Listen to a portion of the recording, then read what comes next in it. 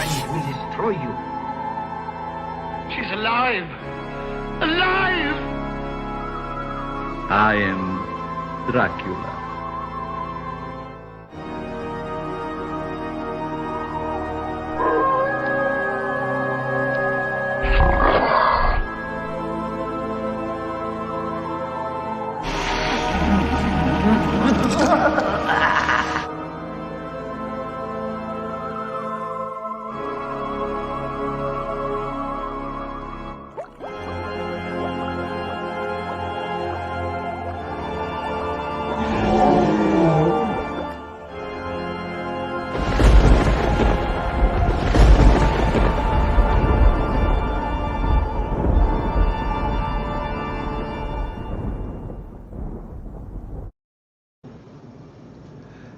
Good evening, everyone. Welcome to Monster Manor. This episode is going to be wonderful for everyone. I am excited to have the guests that we have. We have Mitch Danton, son of Betty Mae Adams, our beloved Julie Adams. I can't tell you what this woman means to classic horror, particularly of that ilk. And we have with us her son to tell some of the stories that she was so great at telling at conventions. And I know that when I talked to Mitch leading up to this interview, the one thing that was so just on my mind was that this woman was so classy, and no matter what show or how many shows she did, she always had such an elegance and a grace. And after talking to her son, I see that he hasn't fallen far from the tree here. So I would like to introduce our friend here, Mitch Danton. Hello, everyone.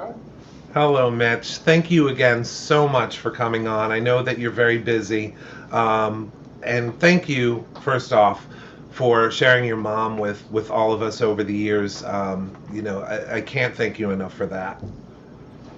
Yeah, as we were mentioning, her and Ben Chapman used to do the convention until he passed away, I believe, around 2008. And from about then on, I started going out to shows with her and completed our book in 2011. So we went on a book tour for several years to all over the country. Dallas, Pittsburgh, Orlando, a bunch of places in California. So it was an exciting tour from coast to coast, as they said. And as her son, that must have been overwhelming. I mean, the first convention that you went to and you saw the turnout for your mom, what was that like? You know, I think you have to experience the creature phenomenon firsthand to believe it. And I hadn't experienced it at that point, and I'd only heard about it. And it was astonishing to see all the fans and how adoring they were of her, and how grateful they were of the film and how much they appreciated classic horror. So it was just an unbelievable experience. And I think it was that way for Mom as well. When she first went out with Ben Chapman, she was like, "Oh man, I don't know if I want to do all that." And then he said, "We'll be happy to see you. It's a lot of fun." And she said with the creature script, "What the heck, it'll be fun." It turned out to be great to meet all kinds of people. And also with the book, we were able to explore couples besides Kay Lawrence. She was on Perry Mason for a bunch of episodes. The Case of the Deadly Verdict was kind of legendary and legal schools. And she was on Ross relatively recently, as would have been Amelia Earhart, but she only did one episode. And then Murder, She Wrote, Eve Simpson, Cabot Cove Realtor for, gosh, must have been several years. She just loved Eve Simpson because Eve loved money and she loved men. That was as Mom described that character. And, so she loved working with Angela Lansbury, and Jimmy Stewart was also one of her favorites from Flame the River. And she also did the Jimmy Stewart show in the 70s, as some folks may recall. And also Andy Griffith, who played the county nurse there. So Andy fans will remember her from that, and Rifleman fans will know her as Laura. The list goes on and on. Yeah, but I mean, that's the thing, though, is that her roles, she had been in the industry for so long that it was inevitable that you were going to see her in these roles. And I mean, even myself growing up, every time you saw her, we were talking about this, every time you saw your mom in a different role, she took on a different persona. It was almost like, oh my God, that's Julie Adams, and every one of them was played so differently. She was a real, like, consummate professional. She was a consummate actress, I think, because she was so beautiful. People underestimated her acting abilities, but she was one of those few people that played a bathing beauty, a mother, and a grandmother, and just about every other part in between her. Must be 7 decade career or so. She really knew how to act, and she also did stage. She did at least a dozen plays and comedy. Jane Clear, Finishing Touches, Butterflies Are Free, and she loved the stage. She loved doing comedy on the stage because you could hear if a joke worked right away because the audience would laugh. And if it didn't work, you went back and rehearsed some more. And she loved film acting, of course, where she worked with greats like Tyrone Power, like Jimmy Stewart, like Glenn Ford, from the Element, John Wayne, and Q. So she just, she never was like a regular on a television series for, decades where people just recognized her as that one role other than Kay Lawrence, which seems to just be on all the time, no matter, it's just one movie. She literally played a different person every week on television in the 60s. And Mod Squad, even when I was working at Beverly Hills 90210, she was Grandma Beavis for Linda and Brandon, and she just loved to act. She also worked with my father, who directed her in Quincy and Cagney and Lacey. So she probably divorced when I was like 10 or 11. They stayed friends, and they had great admiration for each other as artists. Yeah, that was definitely something that I saw in the research, is that you come from a very famous and talented family. Because, of course, your dad was an actor for years and years and years, and it's like he was also one of those people that would transform into the role he was in. He played heavies, he played American Indians, he played just about everything back in the day. Yeah, I mean, everyone seems to remember the rise and fall of Lex Luthor because that's just become sort of a classic. It's on DVD from Warner Brothers now, but he was doing sort of Robert De Niro before Robert De Niro was doing it, and he couldn't be kind of an A movie star in the '60s until The Godfather made all those next huge stars on an A movie with Pacino and De Niro just exploded. But my dad was doing the same stuff. Andy Garcia was doing and all of them, but there would be movies back then. George Raft's story as well. And he played a heavy in a lot of TV shows from Hawaii Five-O to a bunch of them. And he just had that great Orson Welles voice. If you ever heard it, it was just you wouldn't want him mad at you. I'll tell you that. Oh wow, yeah, and I think we have some pictures of your dad, and the only one that we could find was your little brother Steve, or your older brother Steve. Older brother Steve, yeah, that's a great picture of mom and dad when Steve was born. That is a good-looking family. Man, they were just early the '50s. They were just one of Hollywood's hottest couples and all the tabloids and all that kind of stuff when they got married. And they had an enchanting. They acted together as well. The Looters. If anyone's ever seen it, it's a bit like Cliffhanger that you may remember from Stallone's career. Mm-hmm. There was like a plane crash in the mountains, and they're running. And my mom sort of plays like a soft porn star in a mink coat. And my dad's the bad guy out to steal the money. And it was just astonishing to see them together in that movie. When I researched the book, I literally got to watch almost everything that mom was in and everything that dad was in as well. And just kind of soak it in because a lot of it happened before I was even born. Now, one thing I did want to pause, where evidently some of the watchers are saying that there's an echo, so we're trying to figure that out. So bear with us. Okay. One of the wonderful things about live broadcasts, you might go into the regular audio settings of the show and just put the echo cancellation on, and that may be the thing that does it. So sorry about the little housekeeping that we have to do. No matter how you prepare on this stuff, every once in a while something throws you through a loop. So hopefully we can get this done, because I tell you, there's a lot to cover, especially the book, because this is kind of like her whole career, her autobiography that you got a chance to write. We do have a photo of the book, if we could put that up. And when did you actually start writing that with your mom? Gosh, we must have started it around 2008. Shortly, there it is. It's one of my favorite headshots of mom. Um, she's just absolutely stunning in that photo. So, of course, we put it on the front of the book. And Yeah. yes, basically, it's kind of a fun story. We were they run Creature from the Black Lagoon in the classic movie houses in LA at least a couple times a year, and they ran Creature, and a fan came up with a Creature from the Black Lagoon poster and said, "Miss Adams, do you have a book?" After she'd signed the poster. Hmm. And my mind's going, not yet, but maybe that's a good idea you got there.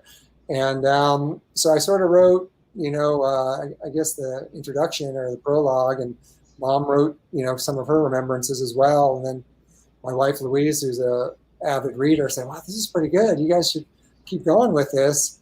And then it was like going through the 150 credits on IMDb and trying to come up with a Yes. unique and interesting story for each one, so that we had a great anecdote, and they all had a different perspective, whether it be the price of fame or bumping her head in the cave on a cold day with bench Yeah. and the Creature from the Black Lagoon. So there was, just lots and lots of stories, or getting shot with a flaming arrow in Apache River. And she just, I think she almost made the cover of Life magazine as The Perils of Julia. But I think the hydrogen bomb beat her out, some terrible catastrophe. But they had a nice segment of her called The Perils of Julia that was a play on the perils of Pauline, because she did about 18 Westerns, although many of the horror fans don't know that. Yeah. She won a Golden Boot for her work in Westerns. So she's a legend in the saddle as well. And she could ride. She learned to ride from her father as a young girl. And she trained on Jimmy Stewart's horse Pie at the back lot there, I believe, in Burbank. And she just loved Westerns. And gosh, Wings of the Hawk. She was a bandit girl, as you alluded to. And she got knocked off a horse and almost got run over by a stampede of horses. So, and she came out without a scratch, just like, everything she ever did turned to gold. So, Was that where you got your stuntman qualities from? I don't think I was, ever got run over by a herd of horses or a stampede.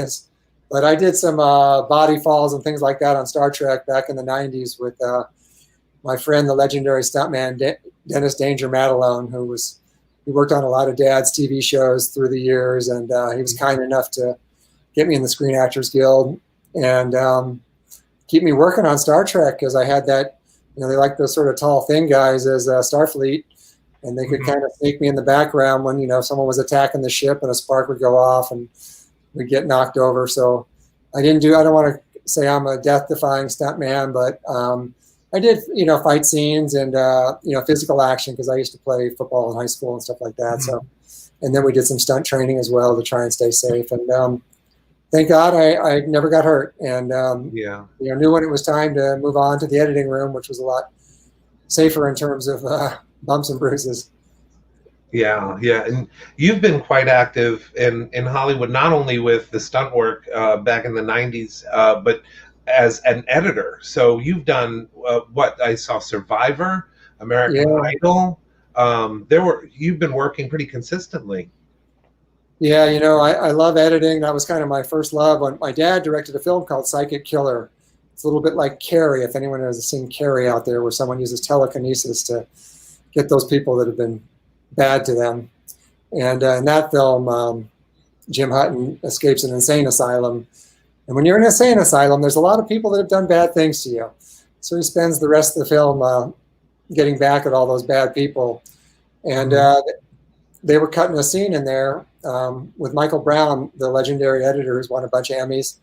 And I was about, 10 or 11 years old, and they were making this movie, and I went in the cutting room, and they did like a psycho shower scene, and I was just fascinated by it. And from then on, I wanted to edit, and thankfully my father and mother and the great Barney Rosenzweig, who produced Cagney and Lacey with 14 Emmys and Best Drama twice and editing awards, and I got in the union on that show, and Ronnie and Mick McAfee, some great people at Orion Television, helped me get started over there. And of course, Jeffrey Rowland was an editor who won a bunch of awards there too. So Jim Gross, just so many great people. Chris Cook, what people I'm still friends with today. Unfortunately, Jim's passed away, but Jeffrey and I are still close. And yeah, I forged lifelong friendships. I thought Dad would, live longer. I thought I'd be his editor, like those legendary teams of director-editor combinations like Clint Eastwood and Joel Cox, or some of those guys that have worked with forever.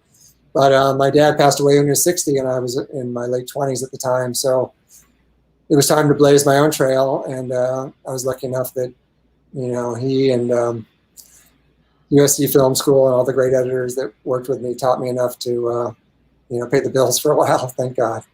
But I miss him, and he's always, been a spiritual guide, kind of like the Lion King or something, where you look up in the stars and you're wondering what to do with your life. My dad was like Mufasa up there, just with that deep voice, telling me to keep trying and not give up. So he's very dear to me, even though he's gone. Oh, yeah, I can imagine. And, your brother, you said when we were talking earlier that your brother was a contract player at birth, basically. Did he get bit by the acting bug as well? No, he wasn't. Well, he basically was in all these publicity photos that when Mom and Dad were under contract at Universal. So they would come. I wasn't there, but they came to the house, and they must have.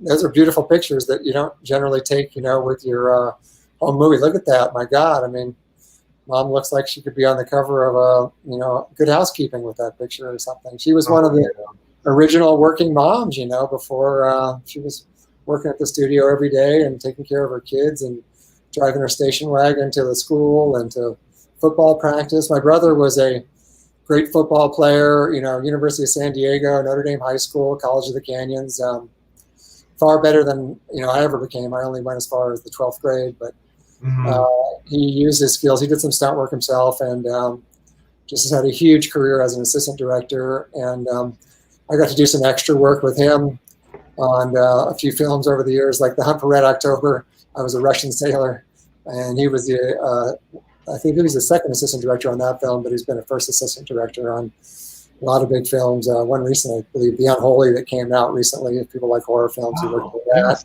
And so that was just out a few months ago. So he's very busy and has kept active. And when I wrote the script for The Lucky Southern Star based on the book, it was like about a 15-page script. Yeah, there it is. Steve used his production expertise, and he and I co-directed it together. And he just had so many great ideas that made it better from all his production experience. It's one thing to be a guy sitting in a dark room with crazy ideas about how to make a movie. It's another thing to literally go out and shoot the film and know what equipment you need. And he has just done it all, and he's an expert, and that's why he has so many credits. And he's directed second unit directing, and he just whenever I was just wondering what to do next, he'd be like, "We got to get to the next shot, man. Better print something." Yeah. And just Jessica Taylor too, who starred in it as my mother's alter ego in that film, is Betty May. It's sort of a parallel universe, and she's reliving moments from my mom's life and career, like when she met her acting coach, Florence Enright. And the big set piece is a screen test for a remake of Creature from the Black Lagoon. And Dirk Rogers is in the creature suit, one of Greg Nicotero's guys that works at KMBFX. And Douglas Osdale, our DP, was just, he was just such a collaborator and so talented and so brilliant. And when I wrote the script and Jessica got on board, it was like, well, we better make the movie. We got a great actress who's willing to step into this role and, walk in the footsteps of a legend, as we say. And not something I was willing to do. I'll be behind the camera, saying action and cut and faster and slower or more energy or something. Well, I'll let the talented folks in front of the screen make the magic. And but to my knowledge, that's the only time the creature's ever been photographed live in color that I know of. Greg Nicotero made a film called United Monster Talent Agency. You may have seen, and many of your viewers may have seen, and that's the same creature suit, a different actor that's playing the creature. And if anyone wants to do a little homework and have some fun, watch United Monster Talent Agency, directed by the great Greg Nicotero. And it opens in the cave of the creature's lair. And that was part of the magic that inspired our film. Well, there's a creature suit out there somewhere, probably hang it up in Greg's warehouse. Mhm. Why don't we dust it off and make another movie with it, and see if we can stoke some of the embers of creature lore. And I also have to mention my nephew Zane Danton, a fine young actor in his own right, played the young character, sort of like the Princess Bride. He would sort of play the Fred Savage to Peter Falk, if you were making that comparison. Mhm. And Yeah. Zane, just a really talented young man, and I hope he continues pursuing the acting, because he's just got a lot of talent. Everybody who saw the film was like, man, that should keep acting. So I hope he listens to everyone who watched the movie and told him to keep acting, because he's good. Hopefully, and I think we Yeah, actually the little have. clip of it I think you have in the trailer where you'll get to see Yes. Mom and Jessica and Julie and Zane, sharing some of their acting skills for the trailer to get people primed for the whole movie. Well, let's, without further ado, let's show that trailer.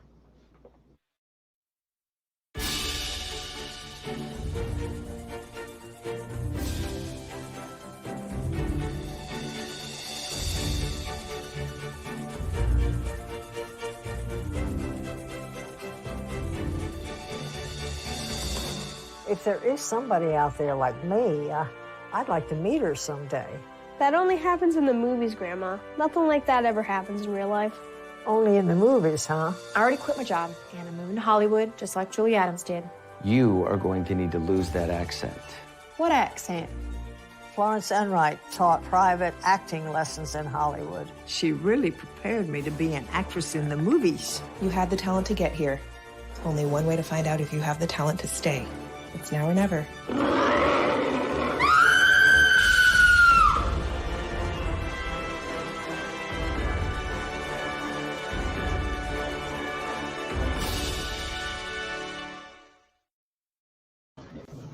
Yes, that is fantastic. There it is.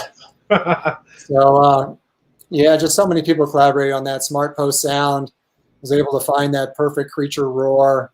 Like Mark Friedgen, who I worked with on Switch Ship Earth for a bunch of years. It's like part boar, rasp, part alligator, part lion. I don't know what it is, but it ain't human. It's very distinct. Yeah, and Jessica has a great scream. She's like, I can scream really well. So I said, well, we're gonna test you on that. And she woke up the entire crew with that classic scream she did. And Betsy Burr plays Florence Enright, the acting coach, and Samantha Miller plays the casting assistant. There's just so many names. Flor Sicarios, who's a good friend of Guillermo del Toro, was in it as the casting agent, who's looking for just the right woman to play that role. And they've gone through 220 people, and then you'll never guess, but Betty May arrives in the flesh, and time stands still, and lightning in a bottle fires up, and she gets the part. It's just a Hollywood story right out of the fairy tale. Oh yeah. Well, your mom had a way of making a lot of fairy tales come true, I'm sure.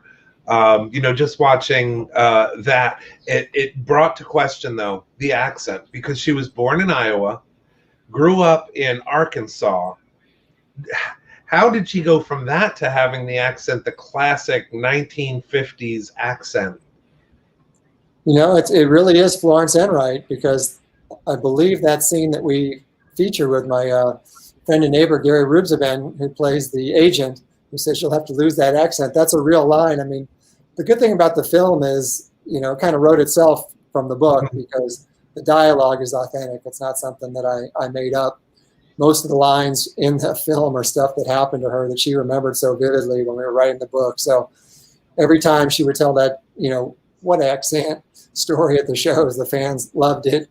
And just like the stories of, Kissing Elvis or whatever the story may be, she just knew how to entertain people, whether it be fans at a convention or, millions of people around the world who watch Creature every year when the leaves turn yellow and the movie fires up in just about every corner of the globe. Oh, we watch it. And my kids, who are, they're we got stair steps, so 5, 10, and 15. And they all watch it with us. It's timeless. My young kid, my youngest, Lila, she has a Creature from the Black Lagoon doll, and she watches the show. It really is timeless. I mean, kids of all ages love it. adults like us that grew up watching it in the 60s and 70s love it. So what a lasting legacy. And your mom's stories to shows, again, I want to say, as many times as she told these stories, with every person she spoke to, she spoke it with the same reverence, the same excitement. She was so good to the fans. And thank you on all of our behalf for sharing your mom with us, because it was always a light to see her. She was so wonderful. You know, if there's a lesson for anyone to learn from her life, it's like, you know, work hard, be nice to people, have class. You know, don't take yourself too seriously. In the end, acting was a lark, she once said. It didn't turn out half bad as harebrained schemes go, was one of her favorite sayings she would say to the fans. And she just came from as far from Hollywood as you could be. And I think that's why she was so grounded. She wasn't, you know, a reality star or, you know, someone who sought fame. She actually never really sought fame. She just wanted to be a working actress, and fame found her. You know, now, you know, more people know her name, you know, 2 years after she passed away than knew her name, you know, 50 years ago. It's crazy. We've met, you know, kids named Kay that were named after her because the parents admired that character so much that they named their child after her. Right. And I saw a Kay with like a little, you know, creature doll, like you can see behind me there, you know, in their arms, you know, coming up, getting their crib, you know, with a few miles on it. And they were linked together. And obviously the great Guillermo del Toro wanted the creature and, you know, Julie to end up together. So he spent a good portion of his life getting The Shape of Water made, where they could live happily ever after in his own fantastical version of the creature story. And he was kind enough to mention her as an inspiration all the way up to the Oscars. So he is just, and there you go. Yeah, this is for those that don't know. Doug Jones? Yes, I have met Doug Jones. I met him before a convention, and he is as nice as the day is long. And I was at they had a double feature of Creature and Shape of Water at the Egyptian Theater a few years ago, and Doug was there with Guillermo del Toro, and he said, I always wanted to do a Fred Astaire number, but I never thought I'd do one dressed as a fish. Oh, yeah. That sums up just how charming and funny and delightful Doug is, and talented, my God. And I think I just spent a van ride with him going from the airport to the hotel at a convention somewhere.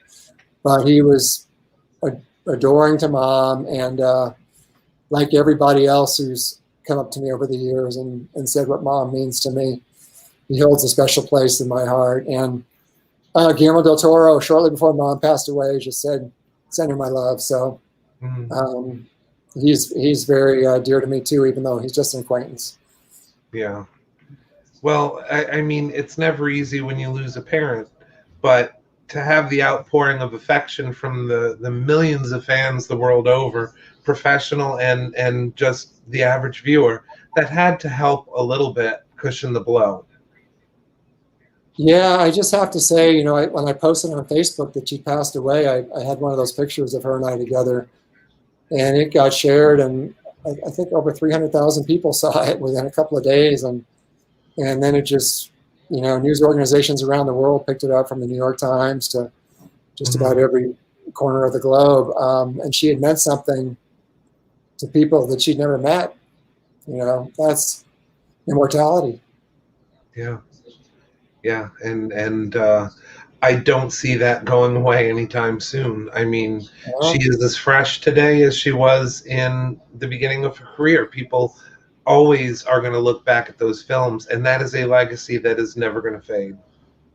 No, to the fans, she's always 27 and beautiful and smart and charming, and all they have to do is, you know, watch a classic film or put in a little DVD and, you know, go down memory lane and see Julie Adams and all her beauty and class and glory, just the way she was in the 50s.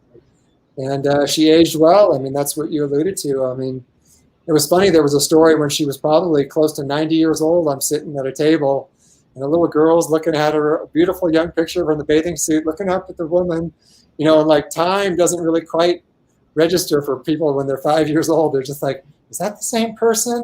Yeah. And her mom, explained that that's the woman in the white bathing suit. And this little girl was just filled with awe and wonder that had been, this woman sitting in kind of this, dress suit who was now nearly 90 years old and still, taking the time to meet people that had adored her when she was young. And that little girl is probably part of that legacy too, because she might have went home and watched the movie in a few years or looked her up as she got older. And that was probably 5 years ago. She's probably 10 or 11 now. So it just keeps going.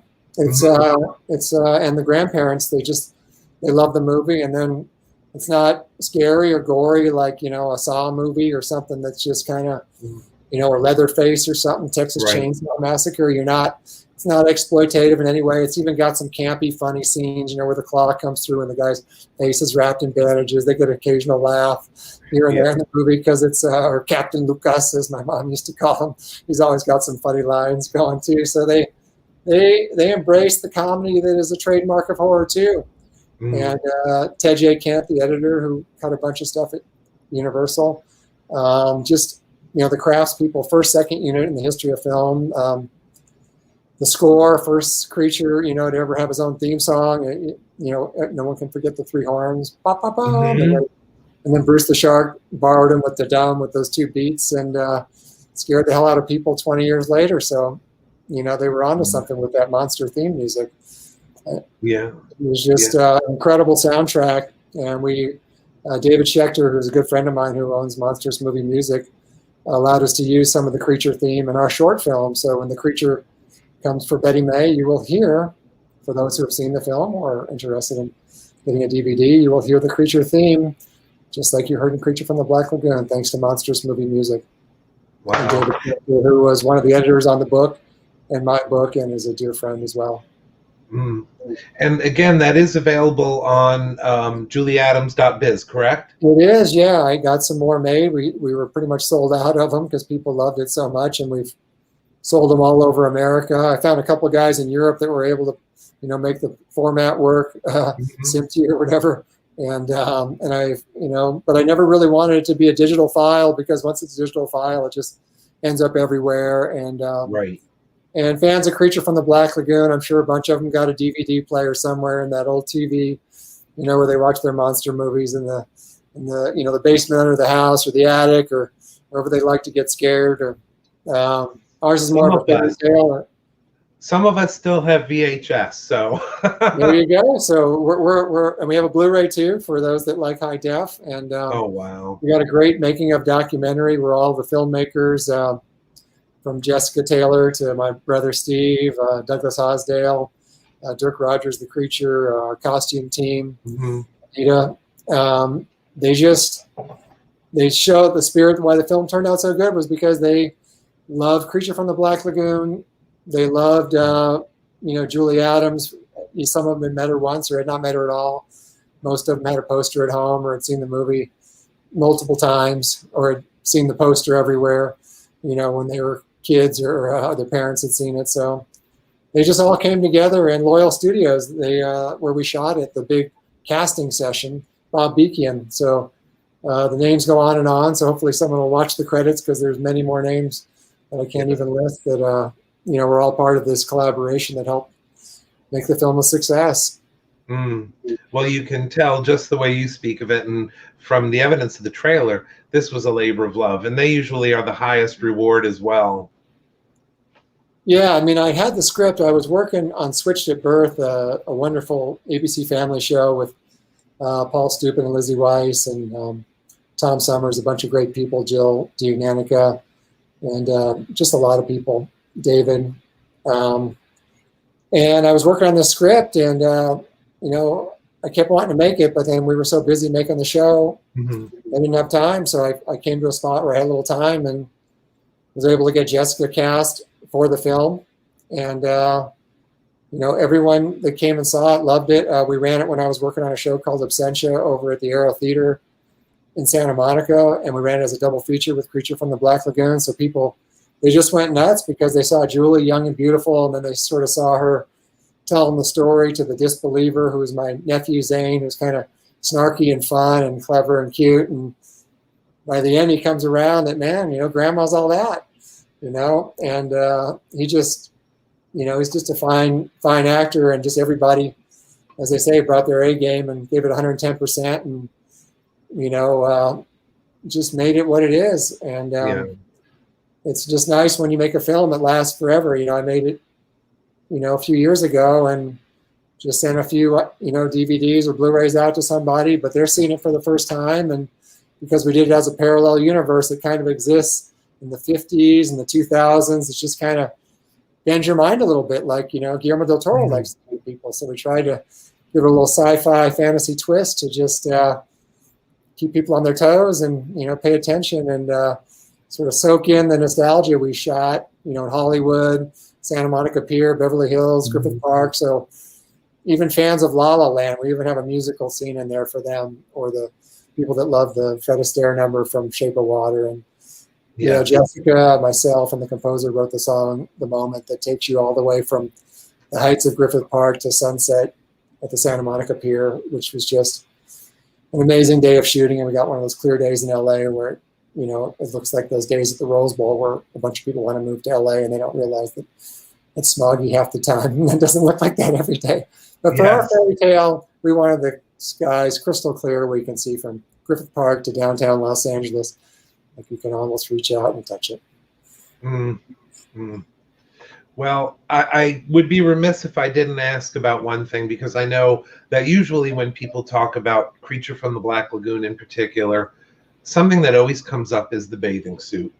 Did your mom have any special stories about the bathing suit? Where did that come from? Because it was so perfect for the character and the look, and iconic. It has become as iconic as Marilyn Monroe's dress, as any of the wardrobe pieces that have been in Hollywood.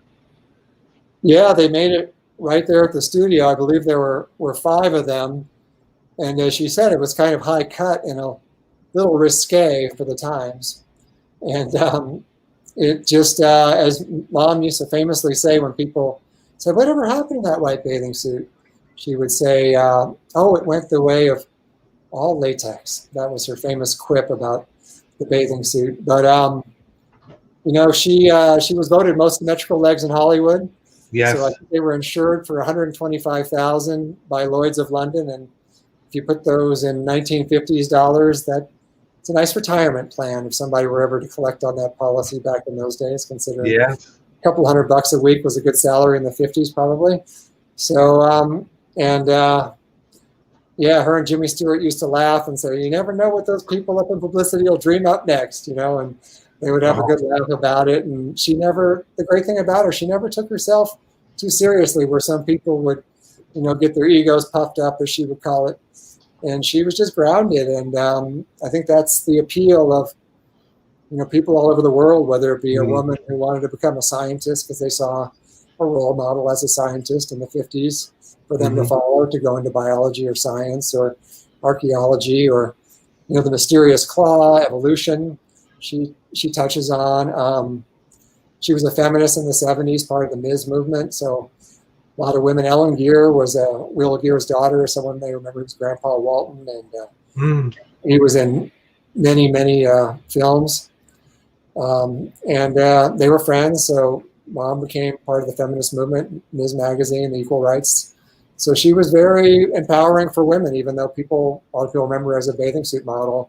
She was the first woman to play a scientist in film. So, and I got, when she passed away, I got some, long, sort of sympathy notes about how she had inspired them to either get into maybe paleontology because of the story of the mysterious claw. Right. Some people never even knew there was a job where you could study dinosaurs or fossils.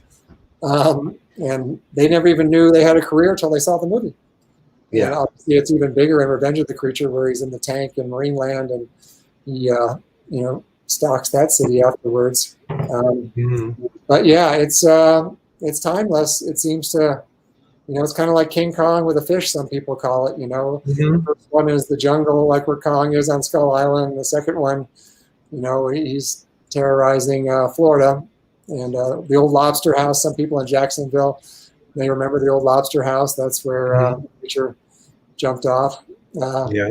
Stole Lori Nelson into the water there. So it just goes on and on and on of all the people that collaborated to this incredible legacy. Of course, Jack Arnold, the Universal director, who made so many great films there. Right.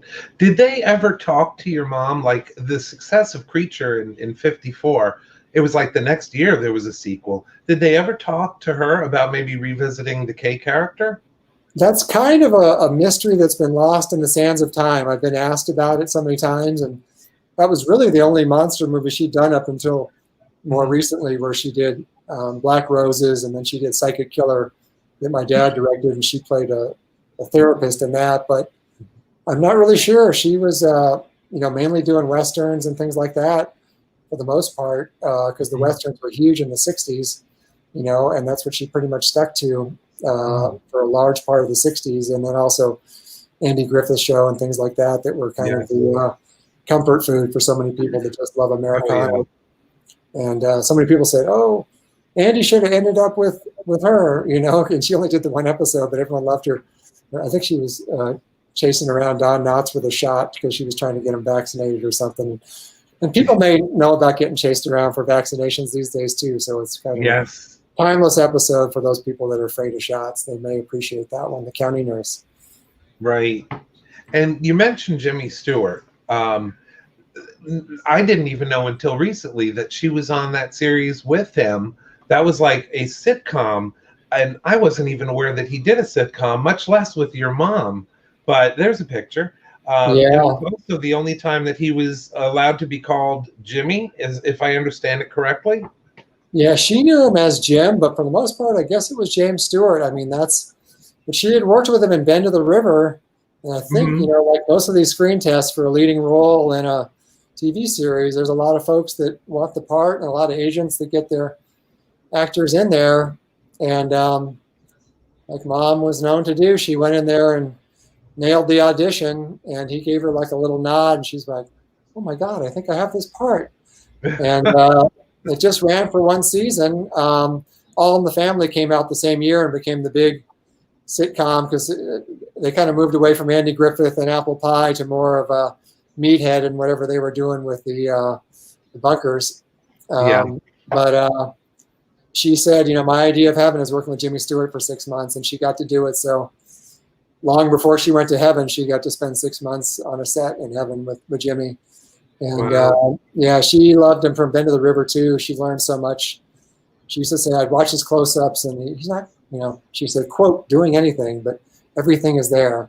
That's the way I want it to be. And she modeled herself after greats like that, that she was able to co-star with along the way. She loved Tyrone Power too, who was like one of the handsomest guys she ever saw, she said.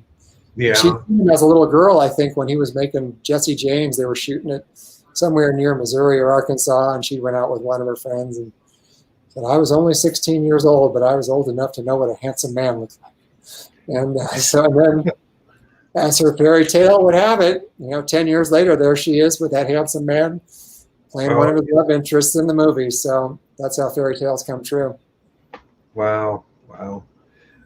Awesome stories with this. I can't wait to get a copy of the book and dive into it myself, because I haven't even been able to find one yet. They're sold out almost everywhere. Is there another printing maybe coming in the future? I don't know. We have less than 100 copies sitting in my guest house here in the Valley in Los Angeles. So I would get them.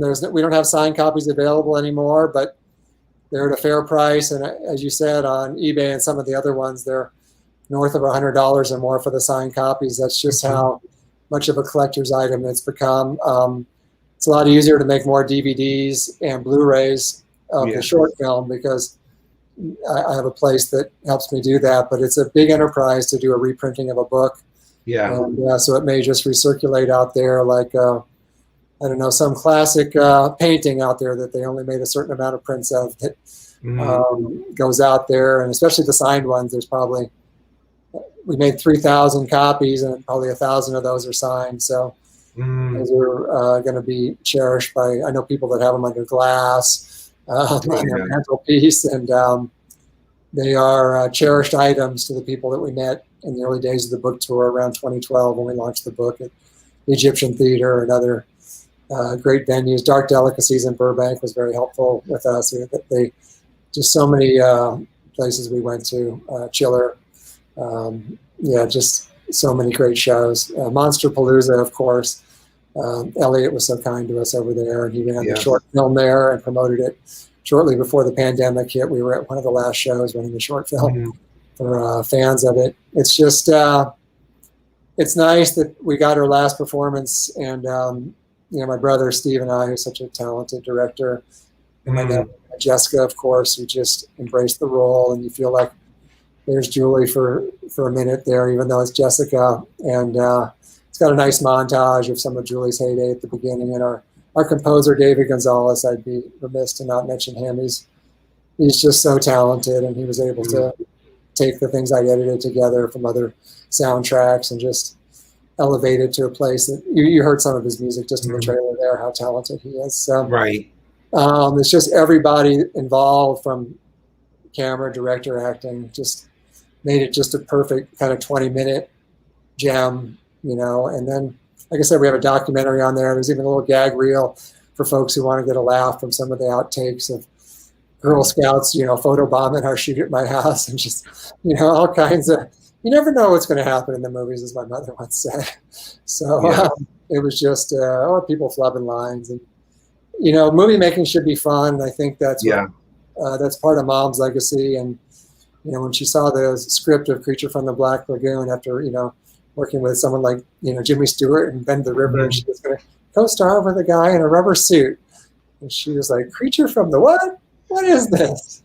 And then she goes, well, if I don't take the part, I'll go on suspension. I won't get paid. And as she was, so many things were a lark to her. What the hey? It might be fun.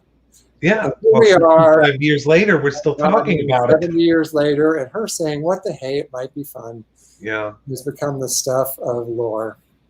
Oh, and yeah. You could have, on another whim, turned it down, and someone else would have taken the part, and maybe you'd be talking about her today. But as luck would have it, that's why we call her the Lucky Southern Star. Every time she took a chance on something like coming to Hollywood or losing her accent or going in for a screen test at Universal Studios, she just took over the room, as her charm and her intelligence and her beauty were just kind of a combination that every director that made sure to get a close-up of her over the years can attest.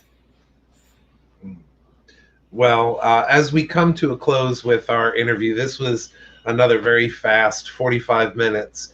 But I do have to ask, what's next? Now that we're opening up and things are getting a little bit better with the pandemic, what's next for you? For myself, I'm hoping to stick with the editing career and keep going. Production's opening back up, so I'd love to get on another awesome show. I'd love to do horror. I keep saying my mom was in a horror movie. I'd love to cut your horror show, so there's all these shows out there, like The Walking Dead. I'm a fan of that. I'd love to work on something like that. To work with Greg Nicotero would be, a dream come true. My brother and I have a horror script we're messing around with, so maybe we'll get a chance to co-direct something soon and, get the cast and crew back together for another shoot with, the angel of Julie Adams, in the sky, watching over us in the skies and the clouds and the stars. She was just a blessed person. So her motto was, just stay positive no matter what. Be nice to people, treat people well, and that'll serve you well in life. And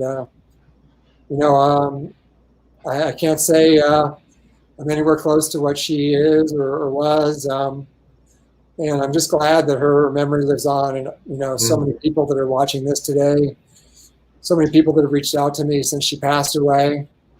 And maybe we'll get to do a full-length version of the Lucky Southern Star, and we'll bring back Jimmy Stewart and Elvis Presley and Glenn Ford and Rock Hudson, and we'll just have a cast of characters, the likes that's never been seen, for a biopic that that's beyond imagination. She would get a kick out of that as a fan of Wizard of Oz. She'd love something fantastical about her life to be made, where it starts in black and white and goes to color when she gets to Hollywood. And Oh yeah. do all of that in the short film, but we just scratched the surface of Mom's life with the short film, and there are many more stories to be explored, as Guillermo del Toro did so well with Shape of Water, sort of exploring the fantastical version where the creature survives the tale and gets the girl. So it's he's a poet, and there's a lot more poets out there that have done, some of the artwork behind me that you can see. There's posters that are still being made all over the world that the film is inspiring people. Sculptures like yourself, you've sculpted the creature, I know.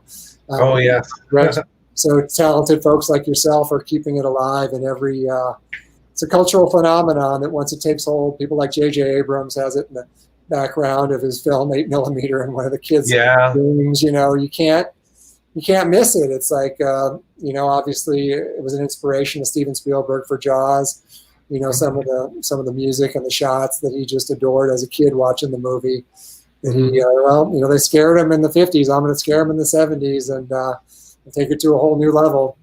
And she just James Cameron too, with all his underwater stuff. She's been an inspiration to him with some of the creatures he's created. I mean, there's a through line from creature to alien, and some of the artists that have worked through the years. So it's just it's timeless. So the people that were inspired, like yourself and others that are just masters, creators of monsters and fantasy and horror and monsters that embrace, I think everything and love it, and I think, people like yourself that are so successful that have done it have shown that you can be a monster kid and make a living and be a respected artist and, not have to be the guy that watches the midnight show to say how much you love horror films. You just watching monster movies. You can have a Halloween party, invite all your friends over and watch Creature from the Black Lagoon. And if they're up for another one, watch Revenge. And then Creature Walks Among Us. You can watch all three if you're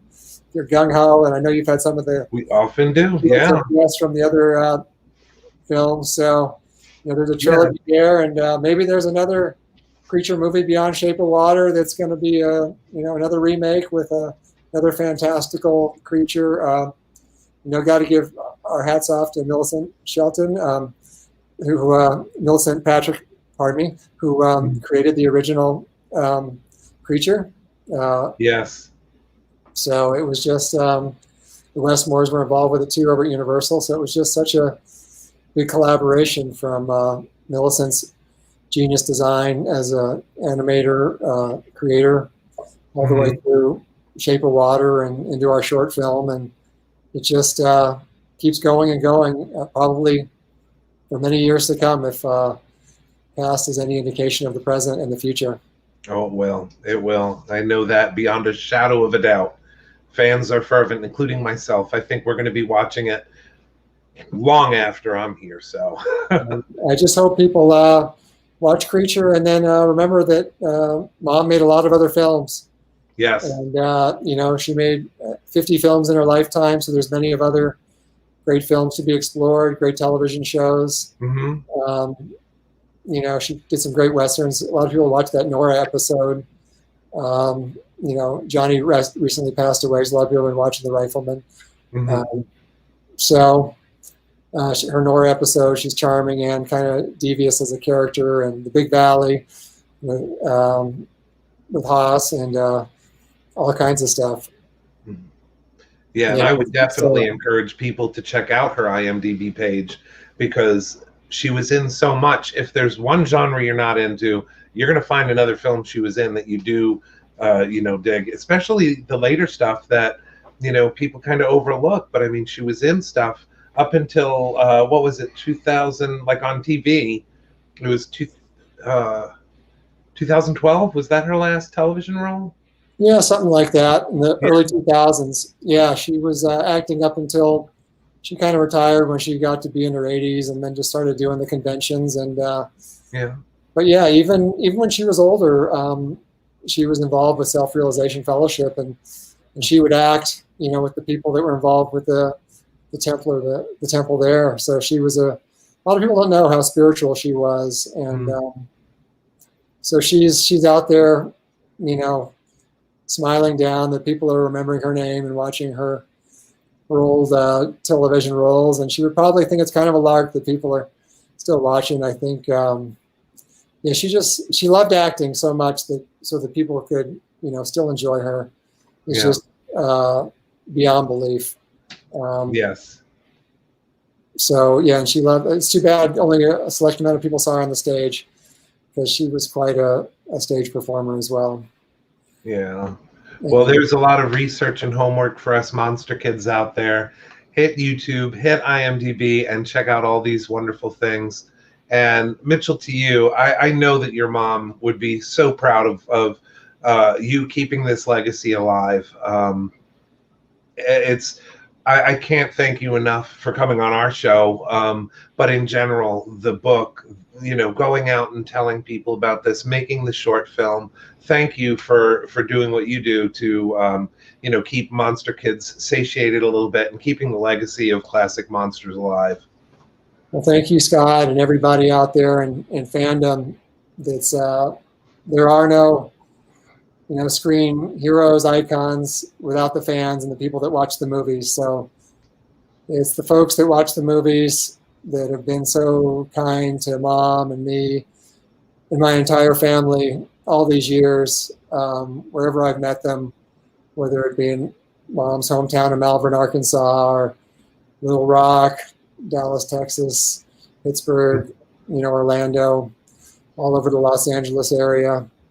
It's those people that took the time to park, buy a ticket, say hello, buy the book, read the book, tell a friend, have someone else buy the book, and spread the word, because it really was a grassroots, kind of thing. Other than her Facebook page, we really just spread the word through her fans. And we wanted it to be an uplifting book where, she always said if you put a certain amount of energy into something that has a certain power to it, and maybe that can open doors that might otherwise remain closed.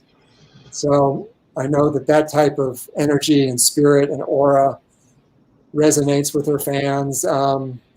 We had women that read the book that were so empowered that, told their boss to take a hike, and they opened their own law firm because they weren't going to take no mess from their boss. If Julie Adams could make it in the movies, they could open their own law firm or start their own business. And we had someone who listened to the audio book during Hurricane Sandy and said how soothing her voice was as she told stories to him through the storm. So it's unbelievable the reach that woman had in her 92 years on this earth, and into the afterlife now, and into the great beyond, and immortality, as they call it, when you reach her heights of the craft. Yes, absolutely. Well, I know we're way over time. We promised you about 45 minutes, and you've given us an hour. Thank you so much. I know you'll be traveling next week, you said, so safe travels to you. And thank you so much for being on the show.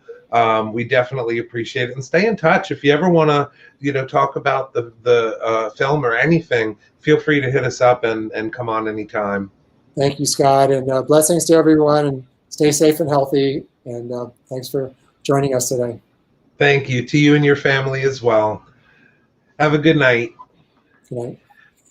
And wow, that was Mitchell Danton, son of Julie Adams, and what a great guest! What a lot of great stories. I'm anxious to see what's in the book that we didn't get to, because these hour-long interviews go so fast.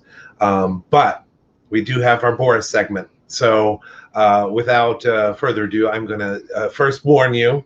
Boris is he has his own take on things. He's been very patient and quiet. I think he's still kind of paying back for defacing the wonderful John Agar autograph that we got last week, which is still its sore spot, but at least my sore spot has healed a little bit. But anyway, Boris watching movie. He's watching Willow. Okay. On the iPhone. We're not talking, Boris. Right now, we're still. Yeah, you're talking. You're talking outs. But everyone else loves Boris, so let's do his intro.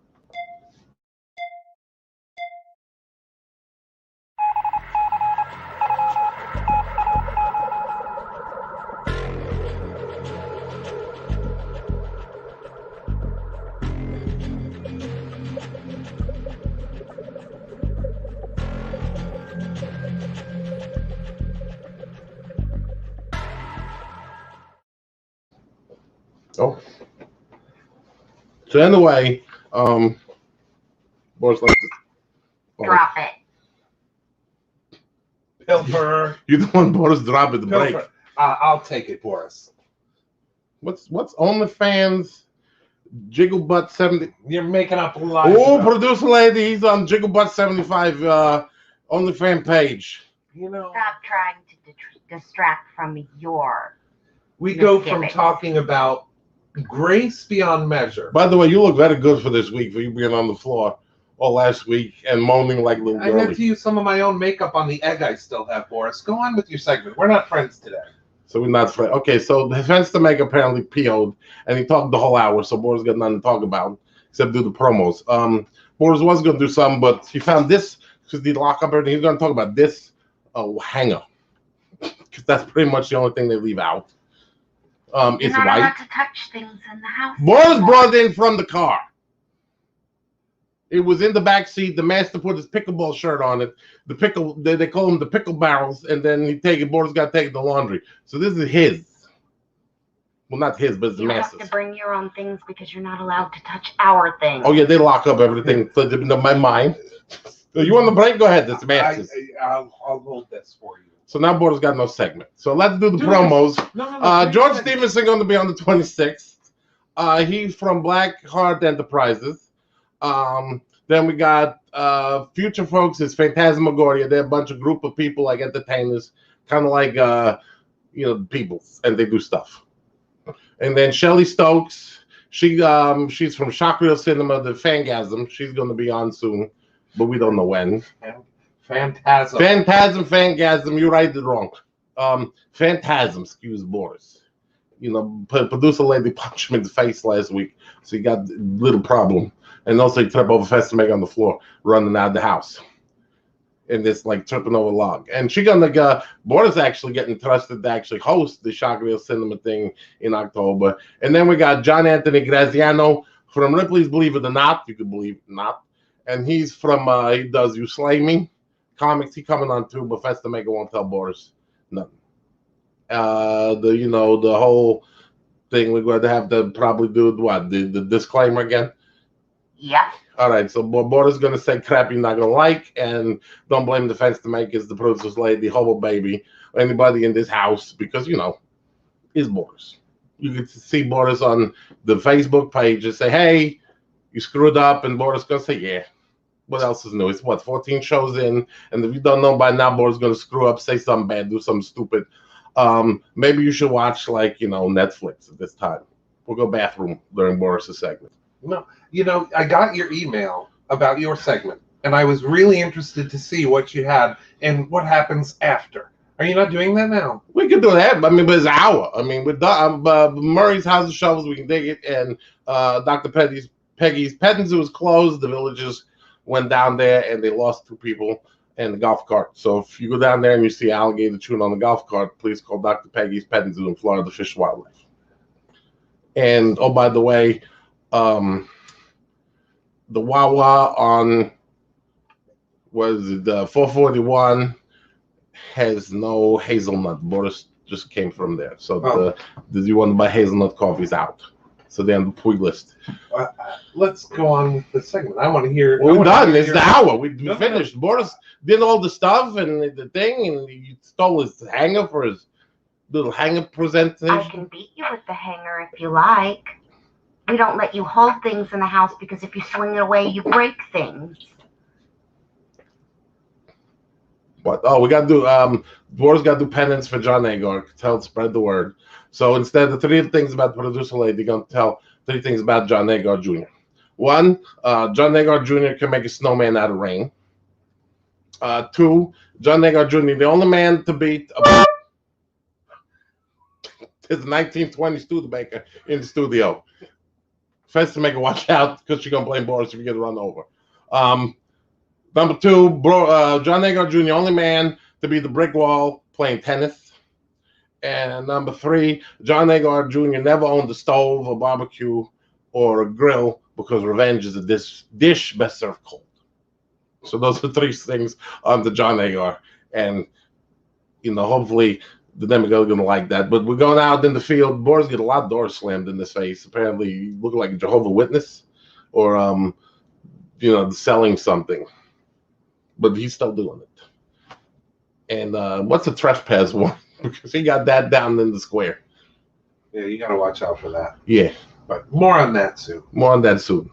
Oh, you do have quite an honor to tell the friends out there about. Aren't you going to host something or Boris said that something? already. When you talked about the shock reel, and you said it wasn't fangasm, it was phantasm. Oh, okay. Well, he said they trust him to host the shock reel cinema October 1st, probably, 2nd, probably. Boris can stay out of jail because apparently. And they're also trusting you to judge. Yes, Boris gets to sit in judgment of films. So you're going to put on like the white cap and sit there like in England. And guilty, or either that, or like the Superman. You ever see the Superman movie where the heads just show up and then the people are with the floating frisbees and they're guilty? So that Boris come out and go, it sucks, or something like that. So it's gonna be good. Yeah, I'm sure they're looking forward to that. They probably are. I don't think anybody's looking forward to you saying it sucks. But please, that's the best part. It's secret, so Boris can look at and go pooey all he want, and then nobody's gonna know. Okay. Unless the producer lady going to say, "Oh, by the way, well, listening to Boris, they say your film sucks," and then Boris get punched in the mouth. But listen, we all know these indie films, some good. Then you got like some like Troll 2, where you go, yeah. So, come on. Boris watched a French film where a guy sit under a lamp for an hour with the apple rotting in front of him, and he's like, "What the heck is that?" And then run the horizontal and talk about the toilet operation manual. And that made the Cannes Film Festival. Well, the Cannes. But I'm ching. Thank you very much. Boris be here all week. Have the veal.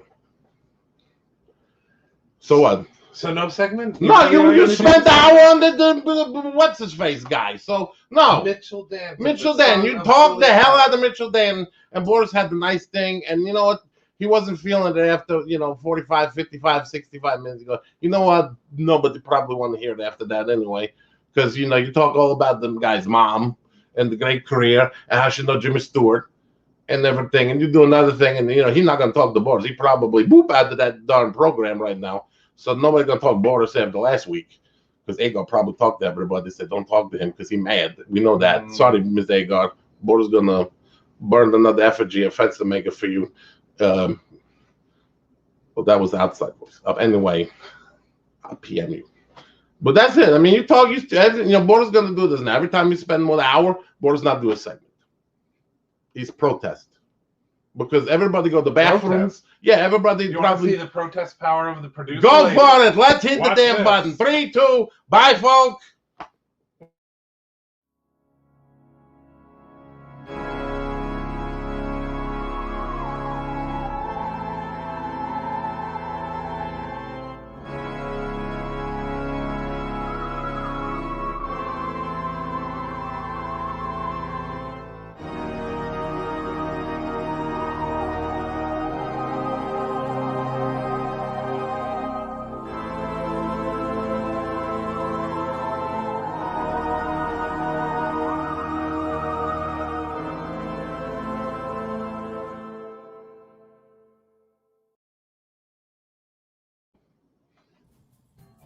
Hey Monster Kids, thanks for hanging out for another episode of Monster Manor.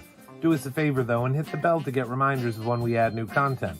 Subscribe to our channel, and while you're waiting for new shows, check out our website at www.monstermanor1313.com.